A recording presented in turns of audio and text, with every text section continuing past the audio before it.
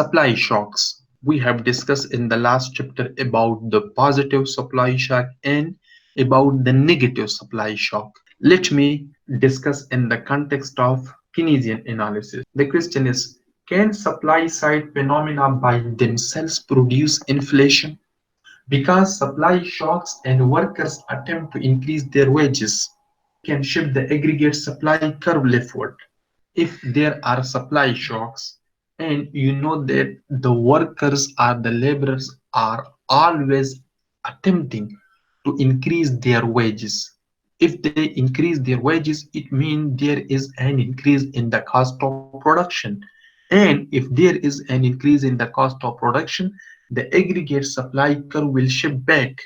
I'm analyzing the response to supply shocks in the context of aggregate demand and aggregate supply mechanism. As you know that supply shocks and workers attempt to increase their wages can shift the aggregate supply curve leftward. You might suspect that these supply side phenomena by themselves could stimulate inflation. But again, we can show that this suspicion is incorrect. Suppose that there is a negative supply shock. For example, oil embargo. As you know that due to the negative supply shock, it will raise oil prices. So the negative supply shock shifts the aggregate supply curve from A is 1 to A is 2. It will shift back the aggregate supply curve as we have discussed in the previous chapter. So initially we are here at point 1 where AD1 touches A is 1 and the economy is at Yn at the natural output level, and P1 is the equilibrium price level. But with the help of the negative supply shock, for example oil embargo, the oil prices will rise. If the oil prices rise, it will shift the aggregate demand curve from A is 1 to A is 2. So from point 1 we will move to point 1 dash, and at point 1 dash we have P1 dash price level and Y1 dash the aggregate output level. If the money supply remains unchanged, it means that now we have no concern with the money supply. We have kept the money supply constant. Leaving the aggregate demand curve at AD1, we move to point A dash where output is 1 dash which is below the natural level and the price level is P dash P1 dash which is higher.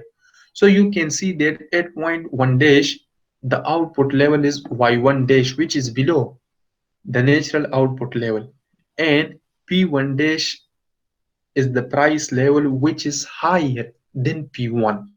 The aggregate supply curve will now shift back to A is 1 because now A is 1, A is 2 is the new equilibrium price at point 1 dash. But the aggregate supply curve will shift back to A is 1. Why? Because unemployment is above the natural rate and the economy slides down AD1 from point A1 dash to point 1.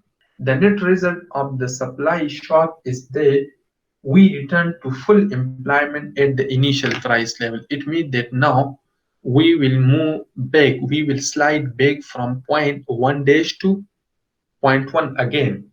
The net result of the supply shock is that we return to full employment at the initial price level, and there is no continuing. With the negative supply shock, we moved from point 1 to point 1 dash, but on the point 1 dash we will not stay here permanently.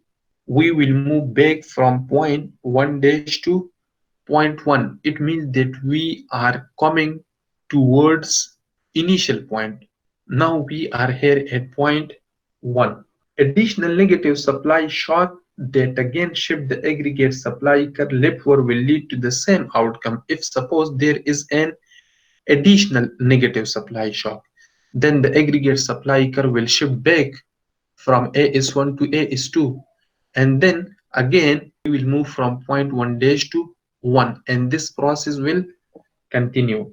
The price level will rise temporarily. As you can see that When we were here at point 1, the price level was P1, but when we moved to point 1 dash, the price level was P1 dash. That's why we can say that the price level has increased temporarily, but inflation will not result, because actually inflation doesn't mean a one shot increase in the price level. As I told you that by the term inflation means a sustained rise in the price level over a long period of time. Simply, we can say that supply side phenomena cannot be a source of high inflation. So, our aggregate demand and supply analysis shows that Keynesian and monetarist views of the inflation process are not very different from each other. Both believe that high inflation can occur only with a high rate of money growth. So, up to this extent, monetarists and Keynesians are of the same view, and they conclude that high inflation can occur only with a high rate of money growth.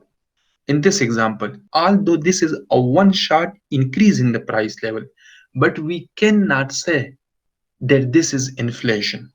Although the price level has risen from the original position, but we cannot say that this is inflation. Why? Because inflation is a continuing increase in the price level, or it is a sustained increase in the price level. And you know that the price level needs to rise at a rapid rate.